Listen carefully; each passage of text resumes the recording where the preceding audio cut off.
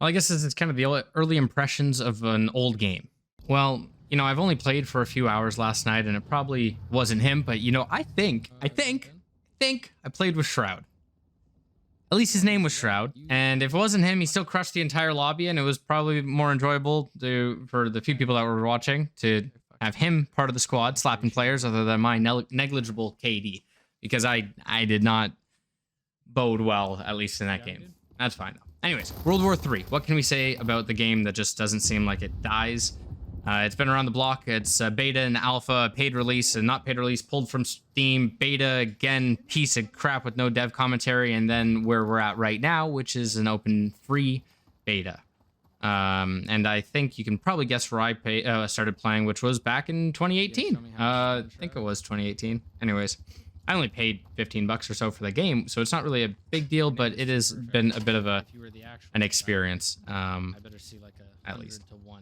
Anyways, we'll put the past behind us. The game is here now for others to play, and I gotta say, I'm pleasantly surprised.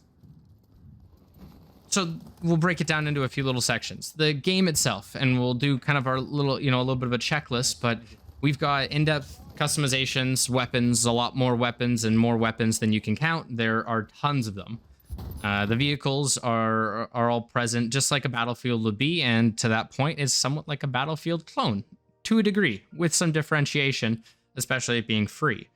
Skins are there, and that's fine if you're interested in that kind of thing. The squads are all present just as you would expect, allowing you to spawn on system, spawn in your squad, spawn in the areas that you're capturing. And there are maps and some game modes, but granted, that's where my kind of feedback on it becomes a little light, and I wish there was a bit more. So, breaking it down, talking about guns for a moment, they feel absolutely great. They're a little floaty for someone like me that plays a lot of Tarkov, and that's kind of my primary focus for games, but that's really what it is, and it's supposed to be a little bit more arcadey, because the original focus of this game was supposed to be hardcore realistic, and they've shifted more to a little bit of arcadey with the solid ballistic system. That being said, things like full auto on an AR or semi-auto on a DMR felt fantastic. And our friend that was potentially Shroud was talking about how shotguns are great to use, but I just didn't get a chance to use them. I only played, again, early impressions of an old game.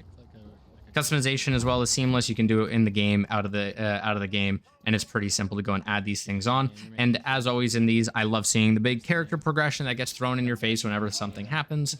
You level up, you progress, you leveled up the gun, you capture something, whatever it might be. And they have a nice little system as well in the maps to go and show indicators of, how many squads are taking over a certain area or not. So at least when you're running in, you get kind of an idea. Not really a big thing, but it's there. Attachments, they were a little unique, but more so it seemed more visual than anything else. I mean, the full auto seemed to be relatively consistent, which is something that I'd prefer. I mean, I want to customize my gun, not necessarily have a high tier of like, you need to use this attachment. So I like that kind of thing. And it's something that you can add again in the game, so that was cool. I always like lasers, and the lasers were great. They made the hip firing and point firing seem pretty accurate. So that was cool. Battlefield-like moments, you can make them in this game. I had this one right here, which, I mean, it put a big smile on my face. Take a look. Got him. And the games themselves, so it came in with 2 game modes. There's a team deathmatch, and then this one here, whereby it's a capture the flag, capture like a domination type game mode, and I like them, but I do wish there were more. Not necessarily, what I expected after all these years going through iterations. I thought they would have had some sort of game modes, even planting and defusing. But I'm guessing that those are just going to be around the corner, I'm fairly certain they were there beforehand. And the one thing that's a little interesting about the game is how fast-paced it seems. So the characters are slower than like a Modern Warfare, which I prefer, but the guns feel a little floaty, which is okay. And the movement's somewhat janky to a degree with jumping and mounting and so forth. But it was a little slower than a BF 2042, but since the maps are smaller, and they're significantly smaller than Battlefield maps, it feels faster. Like, it feels like the time to kill is a little bit longer. But at the same time, because you're in these condensed spaces, you can just spawn in and get shot right away. Anyways, it's not too much of a big deal, and I know they can iterate on it, but it does bring us into maps. Having cover between these massive open fields would also be nice, you know, especially since you've got tanks roaming around.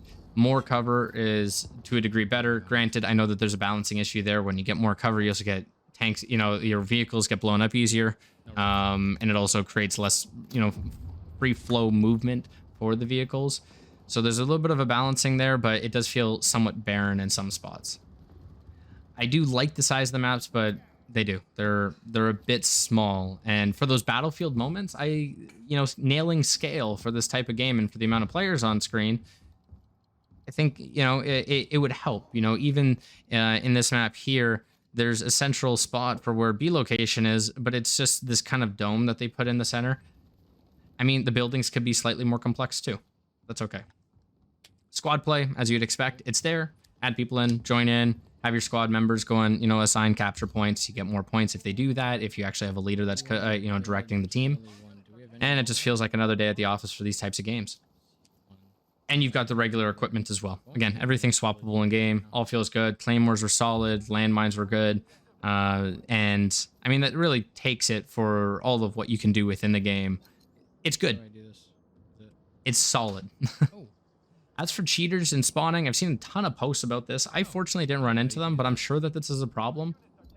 Cheaters, at least, didn't see anything you know, out of the usual when playing. And there were some glitchy spawns. The same thing was happening in Battlefield, but you spawn on your teammate immediately. Guy runs around the corner, kills you. There's some weird kind of radius-based spawning where sometimes you can't spawn in if someone's too close, which makes sense, but it's a little glitchy. And then there are other spots where I was spawning in on an area where there was a tank, and it just kept putting me in that exact same spot right beside the tank. Again, fixable, not a big deal. At least the main things for me and the differentiators of why to buy the game. The biggest one, if you're not going to shell out $50 for Battlefield, or, geez, a new one, $90 now, at least in Canadian, at this game.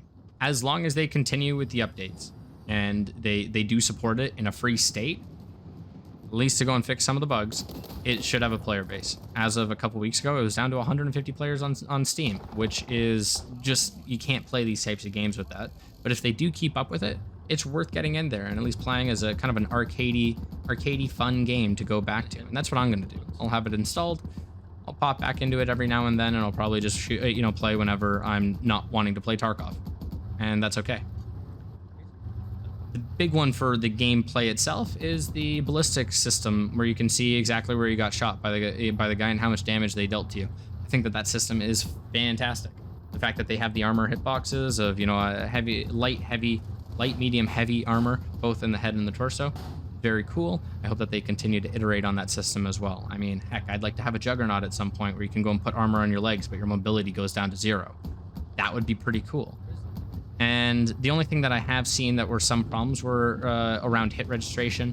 Our friend Shroud was also pointing out whenever I was playing. Granted, I don't think I shoot well, so that's okay. I think it was just me. But we were both pointing out that there are some hit registration problems, and it seems like bullets just fly through the air sometimes. They don't really do anything.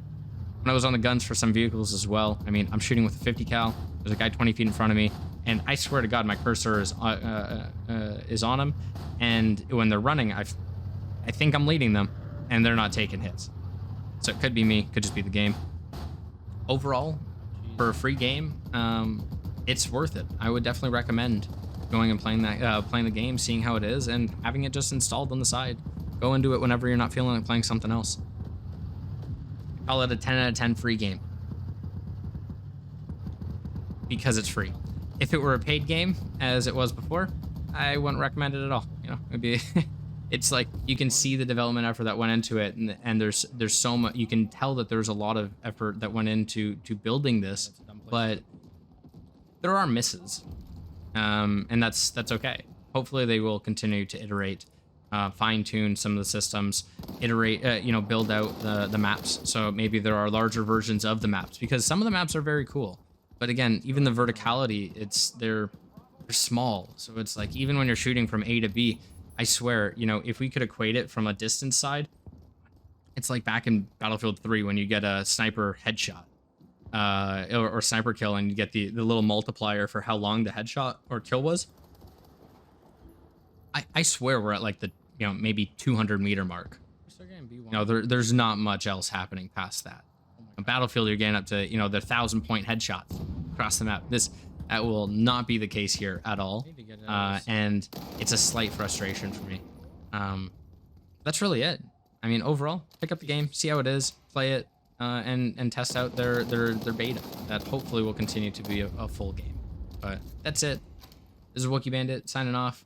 Tune in to Twitch. You can catch some of these games live when we're playing. It's Tuesdays and Thursdays. And give some feedback below. We're trying to go and get some commentary on new games that are coming out, but also then more kind of focused videos on the games that we play. Mostly, you know, put most of our effort in. Tarkov, hardcore military sims, and games that are going to eventually be, you know, some like Stalker. But hopefully you enjoyed the content. Have a good one and enjoy the game.